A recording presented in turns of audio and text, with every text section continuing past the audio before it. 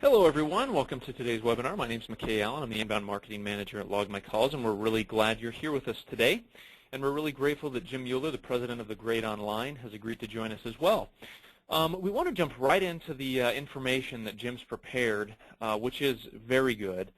And but before we do that, let's talk about a few quick announcements. First, just to introduce briefly what Log My Calls is, why we do these webinars, that sort of thing. We're a call tracking and call analytics company, so marketers work with us to determine which ads, campaigns, and keywords generate calls, number one. So we can tell you, for example, which PPC campaigns are generating calls, how many calls are coming from your organic search efforts, that sort of thing. And so we work with a lot of agencies and marketers and various types of businesses to provide that information. We also track what happens on the call, so we can tell marketers which calls resulted in appointments set or purchases, or any metric that's important to your business. We can extract out of phone calls with our technology.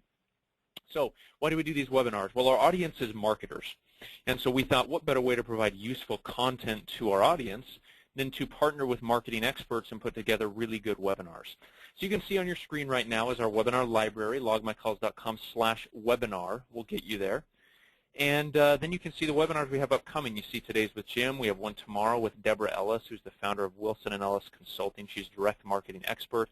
We then have a panel coming up in a few weeks, next week actually. So you can see our upcoming webinars, and then you can actually also come to the webinar library and see past webinars, see the videos, the recordings of past webinars. So these are free. They're without any form fill at all. You just watch this webinar and the video pops up and you can watch it. So we encourage you to do that, take advantage of that free content. There's about 85 webinars on this webinar library. So as we mentioned, also the webinar is being recorded, so you can have access to it here in the webinar library after the fact, and we'll also email you a copy tomorrow morning. And then secondarily, we encourage you to ask questions.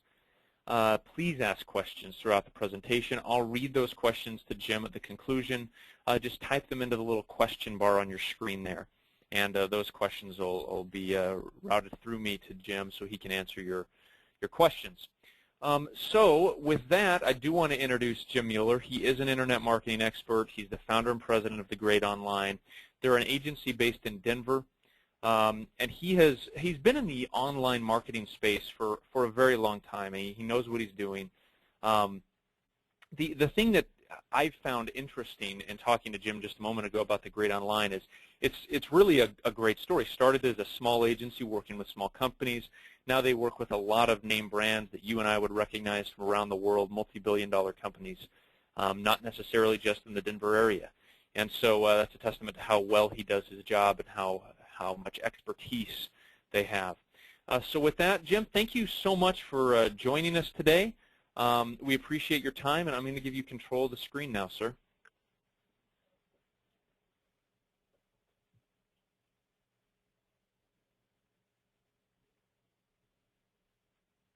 Jim, I can't hear you if you're talking.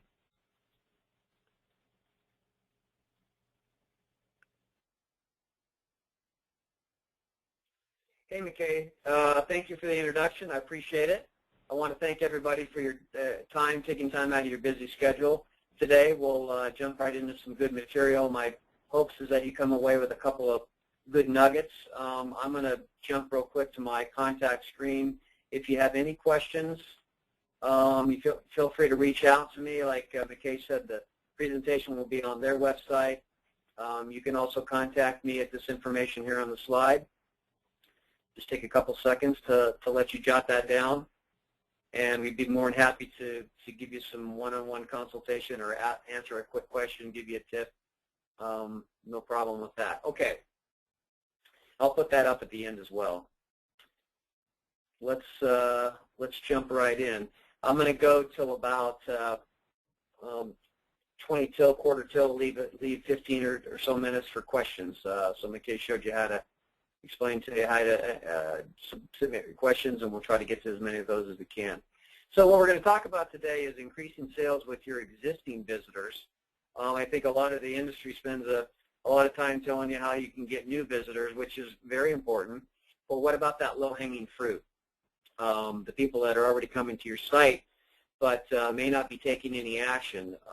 So those are very valuable. In fact, those are people that are showing interest but not taking action, so that's what we'd like to talk about today. And really what it revolves around is the concept of conversion optimization, and that's increasing the likelihood that a visitor becomes a lead or a customer, depending on what your goal is. Some people, their goal is to generate a lead. Some people, their goal is to make a sale. They don't want a lead. They want to make a sale. And then maybe some sites, their main goal is to generate an email list. Whatever your conversion goal is, conversion optimization is increasing the likelihood that a visitor becomes one of those things. And by the way, the relevancy of the content that visitor sees and the relevancy to their intent, what they wanted to accomplish, is the #1 factor in determining the conversion rate. So if I get what I expect as a visitor, then the likelihood of me taking some action goes way up. So let's don't forget relevancy, and we'll talk a little bit about that. But before I jump right into that, I wanted to back up just a bit and talk about inbound marketing and the concept of that and where conversion marketing fits into that. Inbound marketing is the idea that your customers find you rather than you finding your customers. Okay, it's attracting your customers. And the idea is rather than pushing your message through paid versions, renting space on print advertising, billboards, radio ads, television ads, even trade shows, you're paying to be there and be in front of your audience, and you're kind of pushing your message onto them. Instead of that, it's being where people are searching for answers to their questions. So you're basically answering their questions by being found in the search engines, by being found in social media. When people go to make purchasing decisions, they're going to go searching for answers to their questions, and if you can answer their question, you get a good shot at earning their business. So you're pulling people in, you're earning their attention, and you're attracting them to assets that you own and control, like your website, landing pages, your social media profiles. Even though you don't own them, you control them. And the idea is, yes, you have to invest to get that audience, but once you get that audience and get that flow, you're not paying to be there every day like you are at a trade show or a radio ad or things like that. So it's kind of buying versus renting, if you will. And businesses with more websites, they're going to, with lots more pages on their website, are going to get a lot more leads than not. And so you want to build up those assets. More pages on your website are going to, as long as they have relevant content, theoretically, and the numbers show, they're going to generate more leads and more business. Just to show you where conversion optimization fits in the inbound marketing space is the first part is getting found, the second part is converting, and the last part is analyzing. Today we're going to talk about the conversion part of that scenario.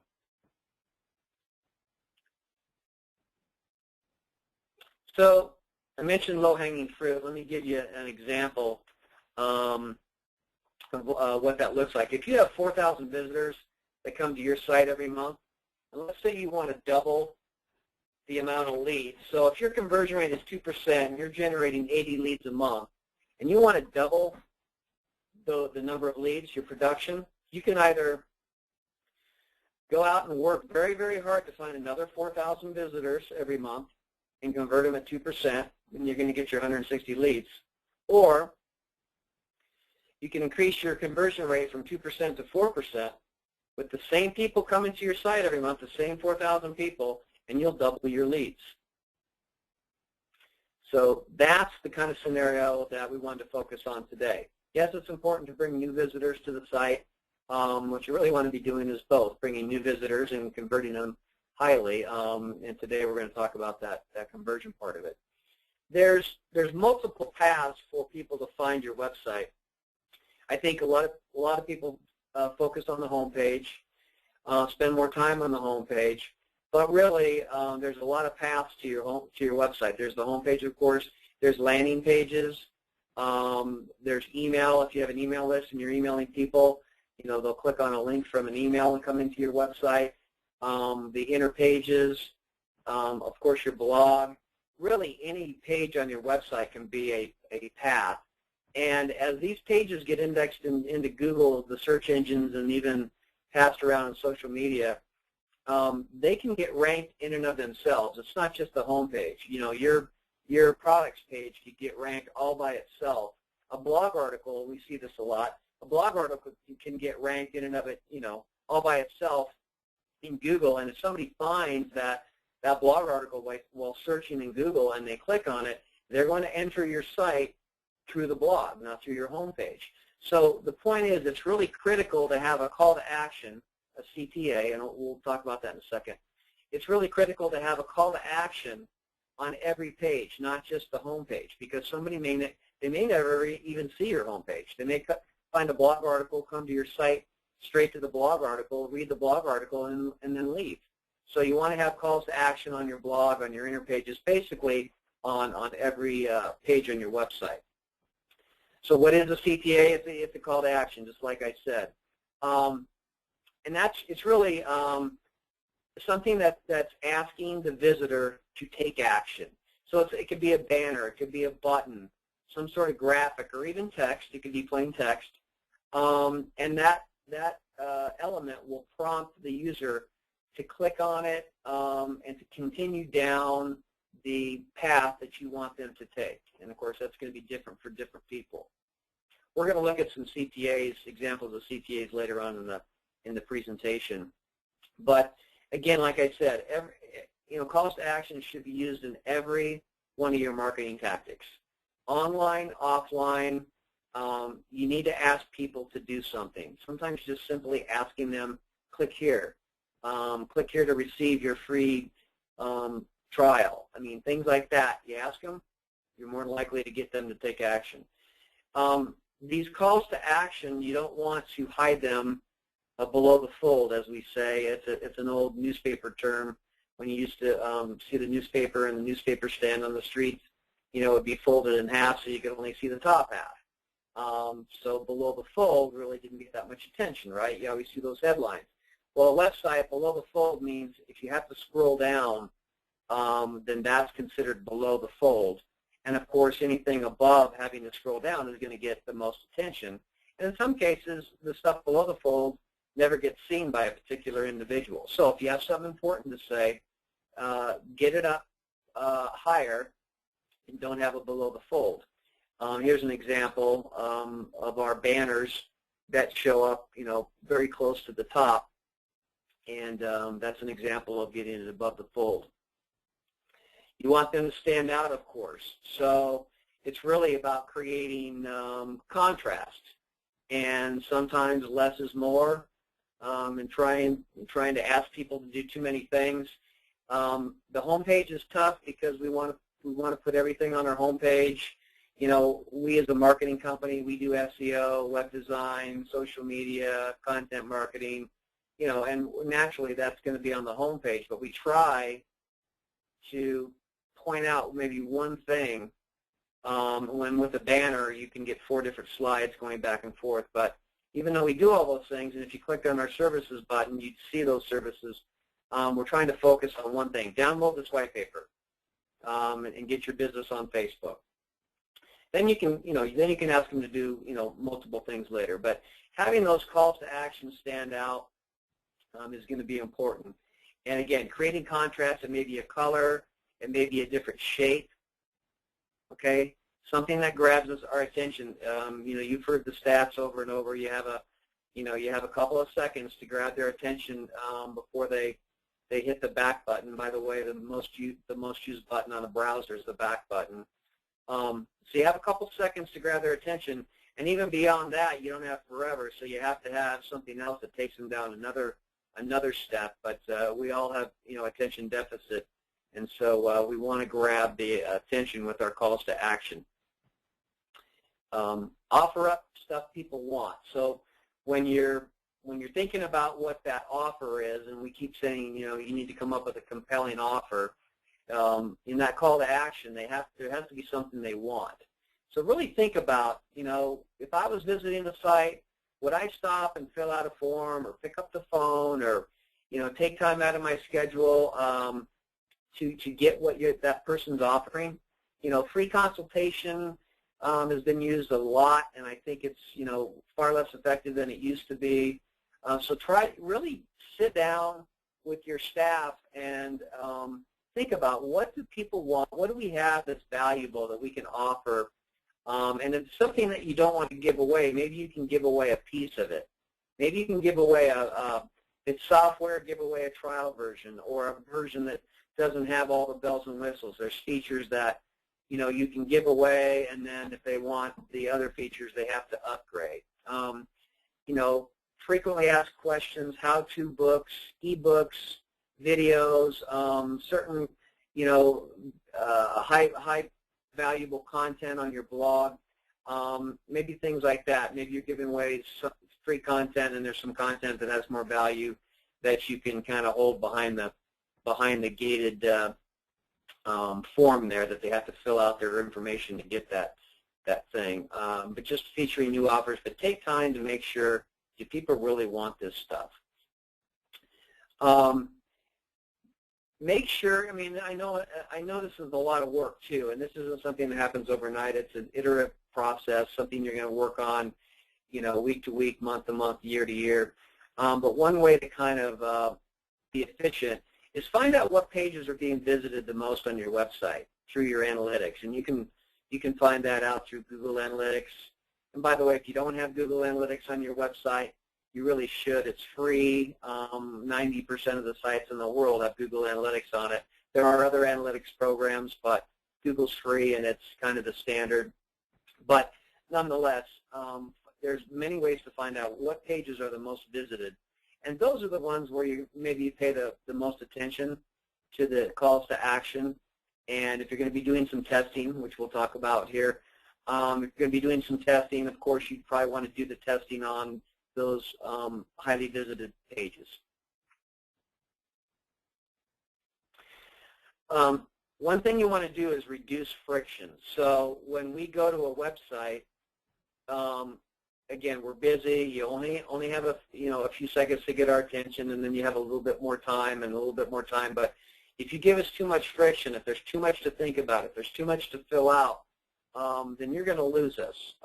And that could happen when just browsing your site and maybe filling out a form for a white paper or a free trial, or it could happen in the shopping cart with an e-commerce site where it's just you're asking me too many questions, and it may sound logical to you, the business owner, and sometimes we have a hard time getting outside of ourselves, and we think it's easy and we think it's absolutely necessary, but is it really necessary, and are the people willing to do it?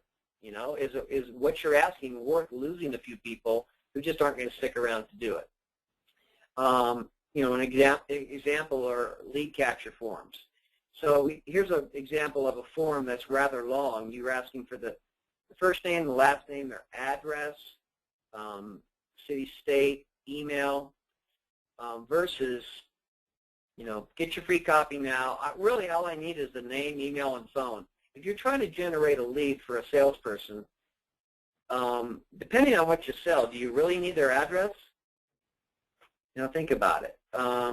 In a lot of cases, do you need their first and last name? And while that doesn't seem like a big deal, the numbers will show that every time you add a field to a form, you have drop-off. So there's going to be a price for every piece of information you ask for. There's going to be a price to pay to collect that information. So think about, what do you really need to capture to generate a lead? Give it to a salesperson. If I'm the salesperson and I'm calling, if I need their address for something that I'm doing with my product, I could get the address when I talk to them. So a lot of people will ask, what's the size of your company? What are the things you're looking for, and asking you to type that out. And the more you do that, the less people are going to fill out the form. The salesperson can ask a lot of those questions. In fact, it makes for a great reason to call them and talk to them. So the idea is the shorter, the better your conversion rate is going to be. Creating targeted landing pages, and real quick, let me just define landing pages, because some people get confused as to what's a landing page. And really, it's it's a broad description, but it's really the page you land on after you click on a link. Okay, so that's pretty general in terms of a description, but it's really the next page you land on after clicking on a link in an email, after clicking on a Google ad, a pay-per-click ad in Google, or clicking on the organic search result in Google. Whatever page you land on, that's the landing page. Now, a little more specific, and the idea of a landing page versus just another page on your website is really the relevancy. So a landing page typically is used so that when I run an ad for social media, or particularly Facebook, and somebody clicks on an ad to get their business on Facebook, that you have them land on a page that's talking about Facebook and getting your business on Facebook, versus landing on our home page, which is talking about 10 things. Now, yes, they could find the page that is our social media page and work their way down to the Facebook information, but it'd be much better if when they clicked on that ad or they clicked on that link in the email that said, get your business on Facebook, that they landed on a page that was talking about Facebook. In this case, we have an inbound marketing guide. So that's one of our slides on our home page is this same thumbnail graphic, and when you click on it to get this white paper, you land on this page. So it's talking about the inbound marketing guide specifically. So remember what I showed you in the beginning is that relevancy is the #1 contributor to conversion rate. So the other element of a landing page is it's a good idea to strip out the navigation. So while this landing page matches our website, it's got our logo. It looks like that, the top banner, just like our home page, but notice there's no navigation on it. And the reason you do that is you don't want people clicking and going off and reading something else or reading our blog and forgetting why they clicked on that Facebook ad in the first place, or the inbound marketing guide link. So you take the navigation out. A lot of times you can let them get back to the home page by clicking on the logo, or maybe you can have a link that says back to home page. You don't want to trap them, but you want to just get them on that landing page, and really there's one thing you want them to do is fill out this form. So have a compelling headline. Inbound marketing delivers a 62% lower cost per lead. That's pretty compelling. All right, so now you got my attention for a couple seconds. And now we have a sub-headline, put your website to work by generating leads and sales. That would be nice if my website could generate leads on its own. That would really help. And then some bullet points as to what you're going to get out of the inbound marketing guide, and then a short form. Boom. That's an example of a landing page.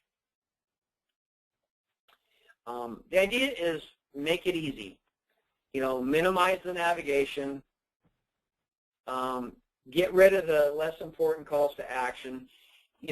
Studies will show that if you ask a person to do one thing, you're going to get a much higher conversion rate. Then an example is, on email blast, people will have several articles, and they'll ask them to like their Facebook page, and they'll ask them to follow them on Twitter and connect with us on LinkedIn, and click this link to read the rest of this article. And you've asked me to do 6 or 7 things all in my email, and I'm on my iPhone sitting there waiting for a haircut.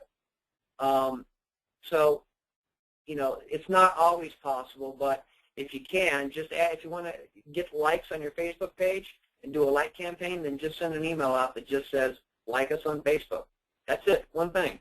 I'm sitting there waiting for a haircut, I can do that. Or even if I'm at my desk, I can do that. Maybe 1 or 2 things, but if you start asking multiple things, you're just going to get less conversion. Make sure your forms and the important information is above the fold.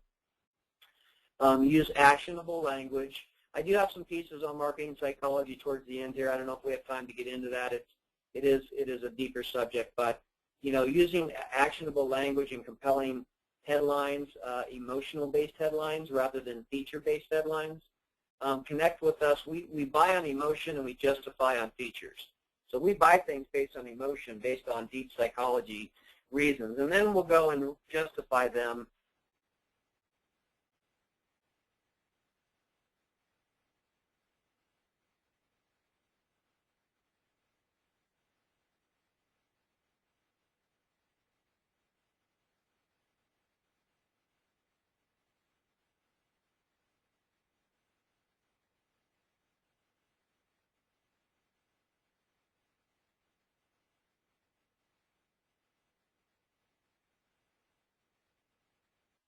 Yes, there are best practices. Yes, there are things that you've used in the past that will work. But that doesn't mean they're going to work on the next person or in the future. And when you're starting out with this, you're not really sure what's going to work. So you come up with your best version based on maybe what a marketing expert's going to tell you or what you've read. Mix that with your gut instinct and what you know about your business and customer base. And then start doing some testing. Now, the easiest testing is A/B testing. Multivariate testing is where you can test multiple things on a page, but that gets very complicated, and that's not for this webinar. But A/B testing is pretty easy, and that's where you're gonna change one thing and see if it works better than the previous version. And if it does, you keep it. If it doesn't, you go back and try something else. So some things you can test are the layout. Where is the form? Is it in the upper left-hand corner or the upper right-hand corner? Well, we're going to go through some of these, but where the different calls to actions are on the page can make a difference. And believe me, sometimes it may not seem like it makes a big difference to us, but with that psychology thing going, it can make a big difference. And you can, there's a site called usertesting.com, and you can go to that site, and I think for $20 or $30 you can, these people are, you hire a person, you just say I want to do a test, and there's people that have signed up to do these tests, and you write down some instructions. They go to your website and follow the instructions, and they'll record their screen actions and their voice, and you get to see how they react to your website. So you might say, I'd like somebody to go and sign up for the free trial of my software. Well, you think it's very obvious where to go and how to sign up, and you'll get to watch them, and they'll be confused, and they won't find this button and that button, and you almost want to scream at the screen because it's so obvious to you, but it's not obvious to everybody else. You can test content, just different offers, different colors, different sizes of font. Email subject lines are huge in terms of the open rate, and so you want to test different subject lines. And blog titles, kind of like subject lines, and really we live in a society where when we get all these email readers, these blog readers and the Google reader, and we get stuff on our smartphone, and we'll go to a website and read top 10 this or top 100 that. We're always looking at headlines, right? Because you can't put all the articles on there. You're just going to put the headline of an article, and then there's a link to it, right? So we're just reading all these articles or all these titles, and that's sometimes what makes a decision for us. So put extra time into a title. In fact, I heard at a blogging conference one time, some of the top bloggers said it takes them an hour to write a blog article. They might spend 20 minutes just on the title. That's how important it is. And so, testing is very important. So like I said, with an A/B test, you might have, version A, and that's what I'm using today, and it has a 15% conversion rate. Okay, next month in February, I'm going to change the headline, just the headline, and I'm going to do that for a month or for 2 weeks. And if that gets a 35% conversion rate, I'm going to keep that version. Now, am I going to stop there? No.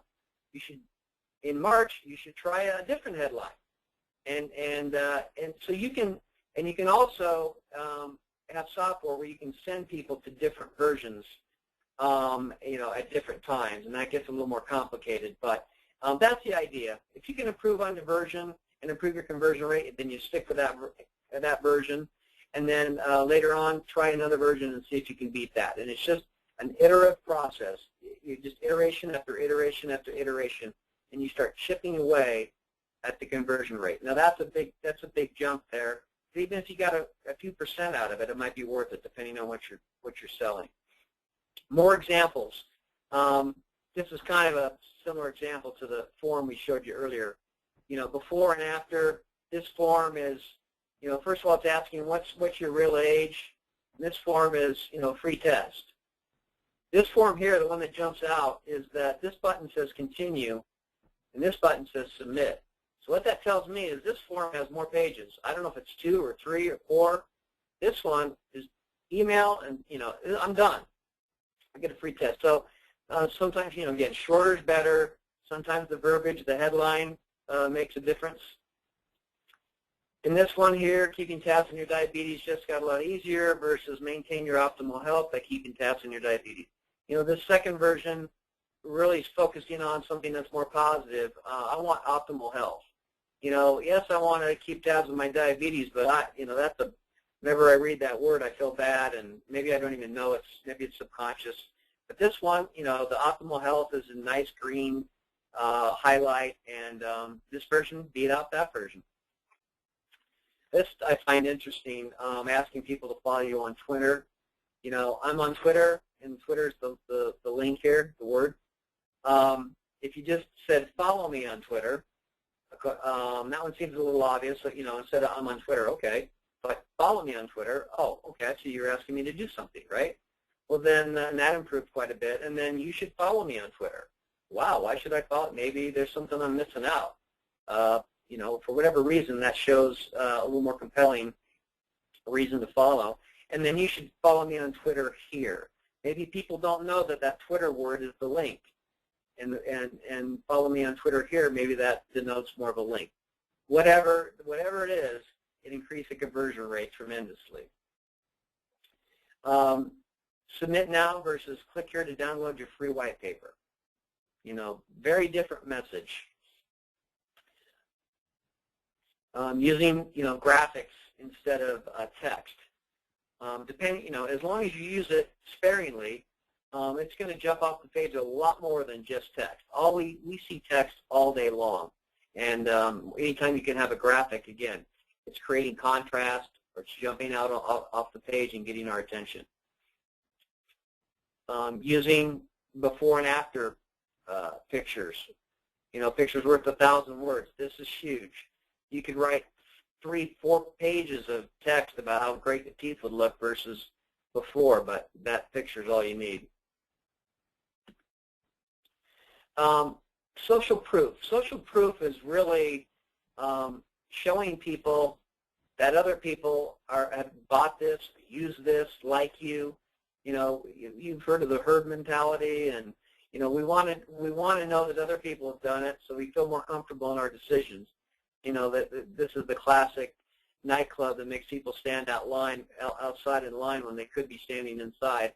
Well, the owners want people to see that this is a happened nightclub, and you know, there's a lot of people. It's like the bartender, you know, putting a couple dollars in the tip jar before they start their shift, because they get more tips. So leveraging social proof, if people are saying good things about you and paying compliments, you know, let people know. Again, there's that herd mentality. Join more than 817,000 inbound marketers have downloaded this or signed up. That's a lot. There must be something compelling there. Testimonials, video testimonials, or text testimonials, very compelling.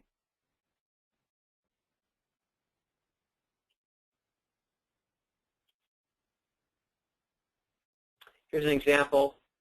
You know, this CTA stands right out. That orange pops right off the page.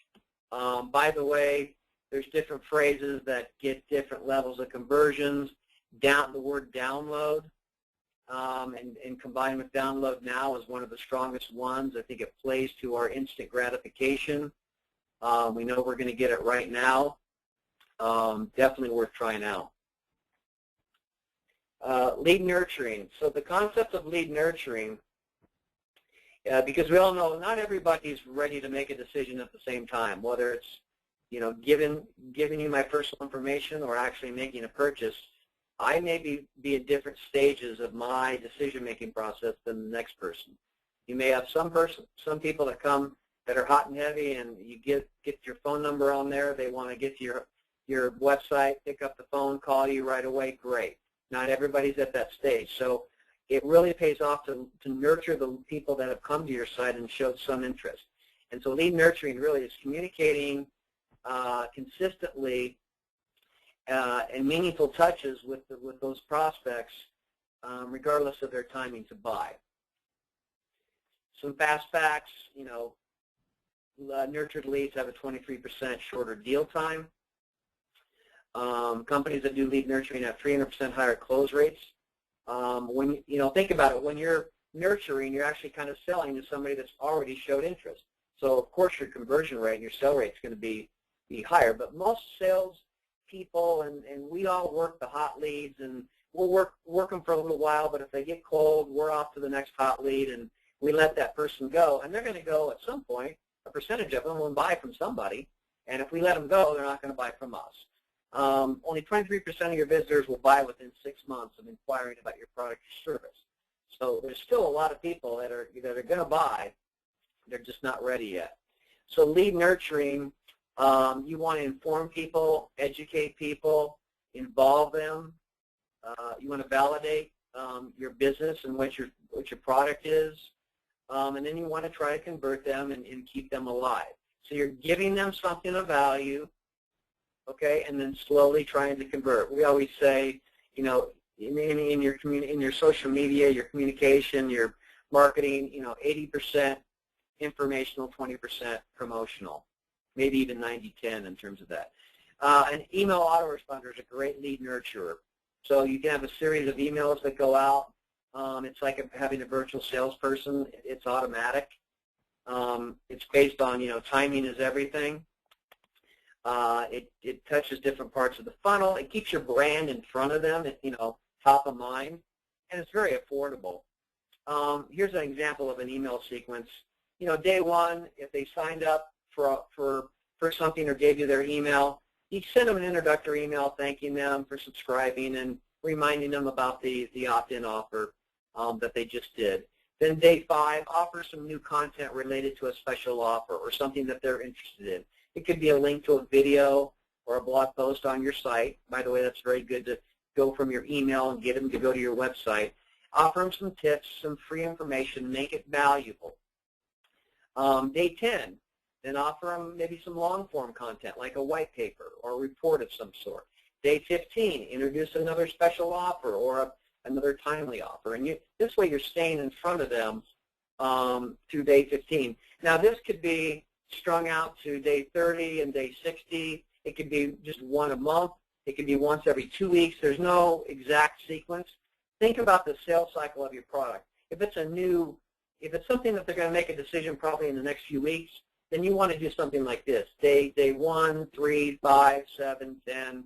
But if it's something that's, much more than like a 6-month sales cycle type thing, then maybe you send them something once a month, or every couple of weeks.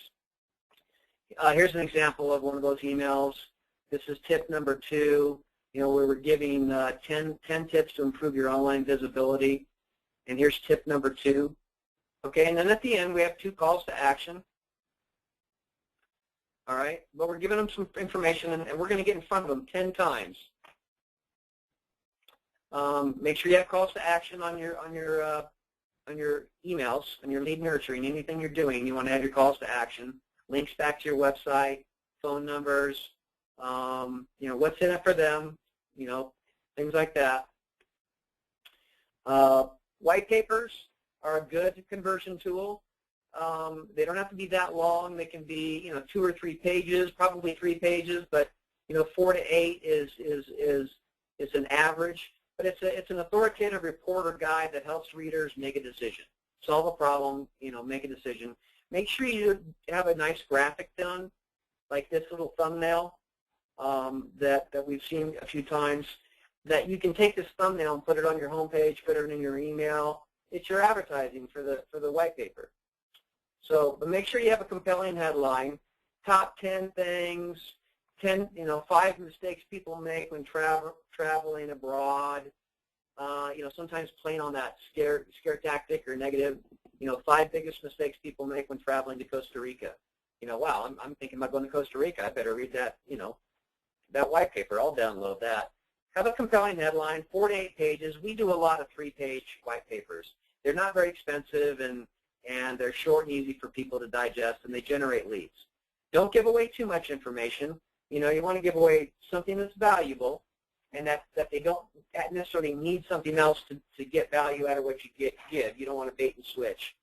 But don't give away, don't give away the farm. They need to come back to you. And again, like I said, create a nice thumbnail image for the promotion of that white paper. I think I'm gonna stop there and start taking some questions. The marketing psychology gets a little deeper in there. But maybe I'll let me take a few minutes and go through a few examples of conversion optimization and testing things. So here's an example, Airbnb, and Jim,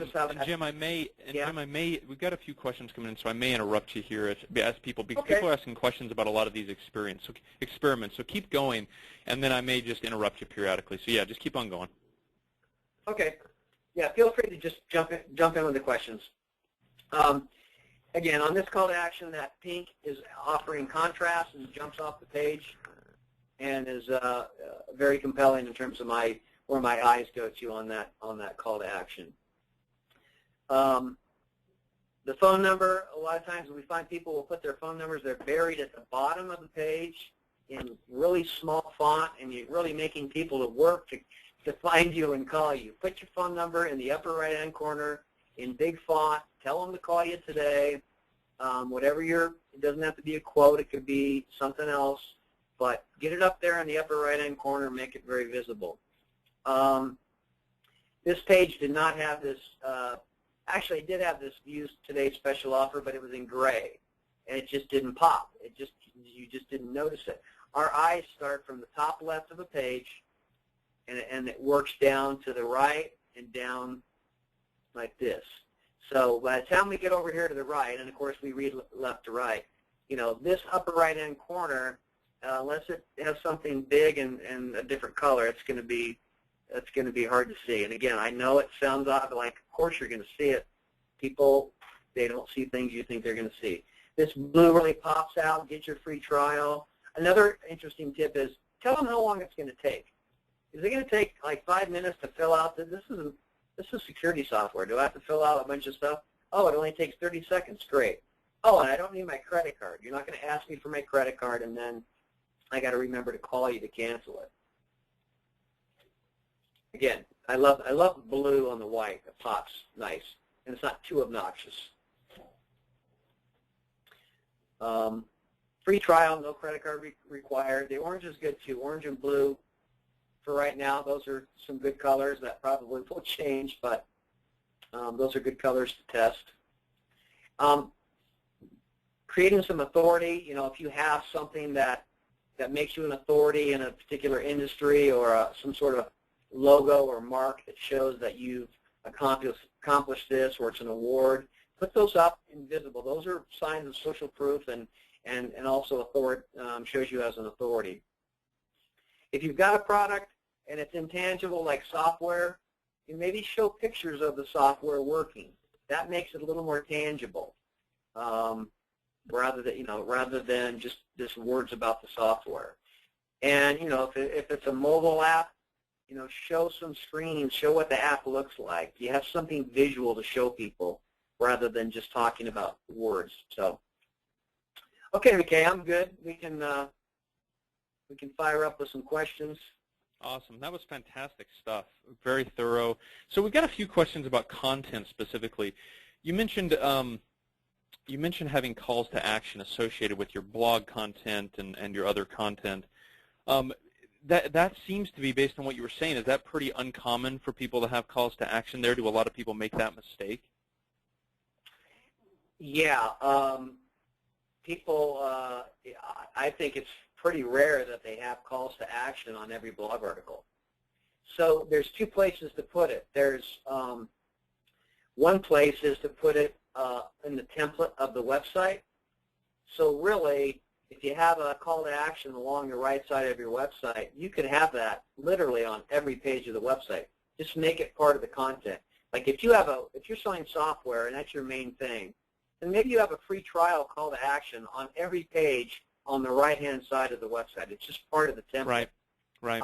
And then the blog articles. If I'm reading an article about getting my business on Facebook, and I get to the bottom of the article, I've scrolled down, right? I've scrolled down. Now I don't see any of the stuff up top. I'm at the bottom of the article. There's just really nothing other than the person who wrote it. Why not a nice banner that says, for a free white paper on how to get your business on Facebook, have the call to action and the button right there at the bottom of the article, in the article. Because if somebody found that article in Google, then that may be the only page on your website that they ever see. I think that's a great point, because a lot of people assume, well, they will have gone through a home page, or they will have gone through some sort of a landing page. That's not the case. Like, you publish a piece of content, and that blog article may be the only one that people see. So you need to have links to other blog articles as well as a call to action. So yeah, I think you're right there. Yeah. Go ahead. Sorry, more questions, but yeah, go ahead. Oh no, I'm ready for the next question. Okay. Yeah, go ahead. So we've got a question from Bob. He says, what percentage of people, calls to actions are great, but what percentage of people do you think give bogus info in sign-up forms? In my experience, it just depends. I mean, it's all over the map depending on the offer and things. Any guidance on that, Jim? Yeah, and real quick, back to calls to action, you can even put them in your PDFs, in your white papers. Yes. You bury a link into the white paper at the end of the white paper, or somewhere in the white paper, it takes you right back to your website. Yeah, that's exactly right. Yep. Your question was, how much do we find that bogus information on the forums and just, white noise and, I really, it's just been a handful of occasions that I've had a client say, we're getting so many leads that, and they're just all bogus. Unless it's a spam, unless a computer went through and spammed it like a bunch of times, versus just their actual people who want to put in bogus information and download the white paper, because we've had them be spammed by a computer. But as far as humans doing that, it's really, I haven't found it to be a huge problem, and there's really it's a cost. You got to weigh the cost of. You can check somebody's email and have a program that checks to make sure it's a legitimate email, but that's expensive and that's cumbersome. And if you get a handful of bad leads here and there, that's fine. If it becomes a big problem, it's bogging down your salespeople and affecting their productivity, then maybe asking for more information or coming up with other kinds of filters. I actually don't have a great answer for like the filters of spam, people filling out bogus forms, because we really haven't had to deal with it much. Yeah, it's not that big of a problem. It wouldn't certainly impact my desire to have good landing pages and good calls to action. It's not right. I will say, depending on what you sell, I'm a fan of getting the phone number. It does decrease the number of submissions, obviously, than just asking for a name and email. But if I don't have a phone number, the difference between our salespeople calling, or when I'm calling somebody versus just trying to reach them by email is huge. So I'd rather get a price and try to get that phone number. Yeah, that's how we feel too. I think most businesses hopefully feel that way, because I would tend to agree. So we've got a good question here from Steve, and he says, we're an auto service business in a small community. He says, I write blog articles on community events I think are of public interest, but Google Analytics is consistently showing low traffic on the blog page. Should I take this down, and should I take the blog down altogether and focus my efforts elsewhere? I've got a thought on that too, Jim, but you go ahead first, and then I'll add my 2 cents. Sure. Well, absolutely do not take it down. Every time you add a page to your website, so if you have a 5-page website and you write 10 blog articles, now you have a 15-page website. If you write 50 articles over a year, you have a 55-page website, which is going to get a lot more traffic and a lot more leads than a 5-page website. It really boils down to, just because you write a blog article doesn't mean anybody's going to read it. It still has to be promoted. So you have to find ways to upload it to a social bookmarking site like Delicious or Dig or Reddit. Try to build up your email list and email people with links back to your blog article. Put it out on social media. But, it's kind of like I was in the record business, and I'd have artists that we'd record a record, and then we'd get them in Tower Records. And they thought, well, now let's just sit back and wait for people to buy it. But I told them, you're one of 18,000 CDs in that store. you need to do some promotion. We need to get on the radio. We need to do concerts, something. Otherwise, you'll just sit in the bin. Same thing with blog articles. Yeah, I couldn't agree more. We had an experience. We launched Log My Calls 18 months ago and the blog at the same time. And for the first 6 months, we just didn't see much traffic on the blog. We were writing a couple times a week, and they were good, and they were well-researched articles. But then what we started to do, and I know this isn't possible for everybody, but this will give you an idea, is we actually started to write 3 blog posts every single day.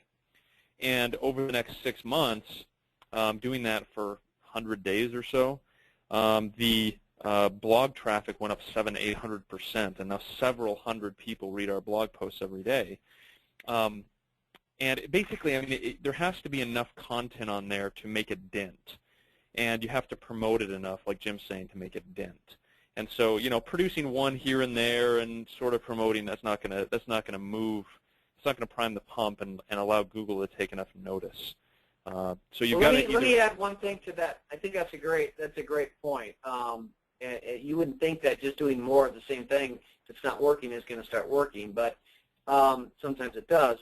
One other thing is, in my opinion, there's 2 reasons to blog, main reasons. One is to get in Google's index and to get ranked for long tail phrases, and I'll explain that in a second. The second is to build up a following, an audience. The latter is really hard. It's really hard. You got to take a lot of time. You got to be a prolific writer. You got to write consistent, and you start to build up your readership, and you build up a loyal following. That's really hard. The other way is every time you write an article, let's say you write 500 words and you put it on your website, Google comes by and they index those 500 words. Those 500 words are in Google's index forever. Okay, so you do another one. Now you have 1,000. Now you have 1,500. Before you know it, you have thousands of words in Google's index. What is that good for? Well, when somebody comes by and says, best tire repair shop in Highlands Ranch, Colorado. You know, what's the cheapest tire repair shop in Littleton, Colorado, 2014? Google made one change to their homepage last year. They made it longer. People are typing in full-on questions. 1 in 5 searches every day in Google are brand new. I know it's hard to believe, but if you look at the length of a search nowadays, a mathematician would tell you, yeah, it's endless.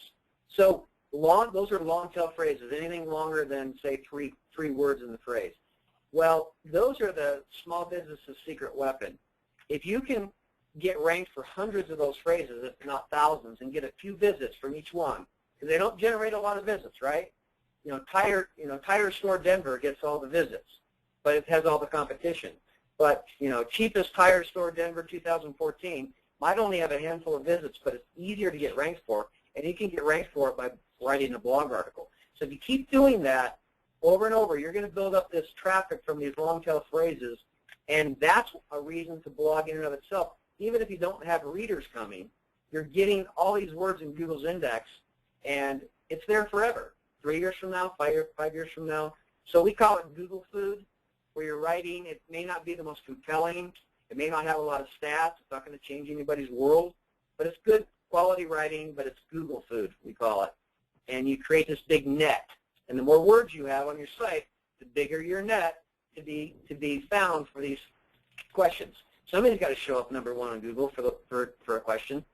So that's awesome. That's worth. Really interesting about the new searches on Google. I wasn't aware of that. That's great. Yeah. And then let's do one more question, and then we'll conclude, Jim. Let's see here. I'll go through and pick a super awesome one. So this is an interesting question that I've heard a lot. So you say experiment with various calls to action on landing pages on your sites, etc., for testing purposes. But is there a limit to changing things too much? Do you want your site to have a certain consistency that you don't want to mess with?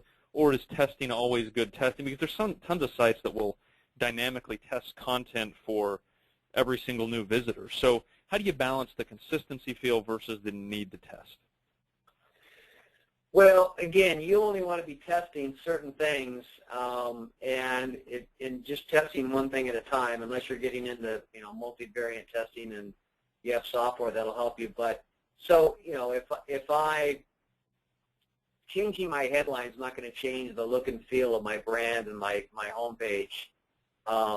Changing the color of my button that I ask people to download something is not going to change the the look and feel and the consistency of my website and my brand. If I'm changing the header of my website every month, or moving my logo from the left side to the right side and things like that, you're gonna that's changing the look and feel and the trust, maybe even the trust level. But I'm talking about things that that some people may not even notice, but it's kind of like when somebody shaves their beard off or mustache. They've had it for 20 years. Some people are like, "You look different," but I don't know what it is. So we're not talking big things. We're talking, small things that make a big difference. Very well put. Well, Jim, thank you so much for your time. We really appreciate it. That was good stuff. And everybody, thank you for attending today. The webinar has been recorded, and you'll get an email with that recording early tomorrow morning. And then you can also see the recorded version on our website, logmycalls.com/webinar. And please go there, register for other webinars, view past webinars, etc. Jim, thanks. Any last words before we conclude? Yeah, if somebody wants a free website analysis or a one-on-one consultation, we'll go through your website and actually talk about your calls to action and give you a free analysis. We're not going to bite. We're not going to try and shove any products and services down your throat. Usually people do that. They ask us for help if they want it. Otherwise, we'll part friends and you get some free advice out of it. So don't be afraid to contact us and ask for help. Awesome. That's good stuff. Take advantage of Jim's offer there. I think that's great. Everyone, thanks again for your time, for your questions. Feel free to email Jim if you have any additional questions directly, or email me, mallen@logmycalls.com. So thanks again, everyone. Have a wonderful day, and watch for this recording in your inbox tomorrow morning. Bye-bye. Thanks, McGee. Bye.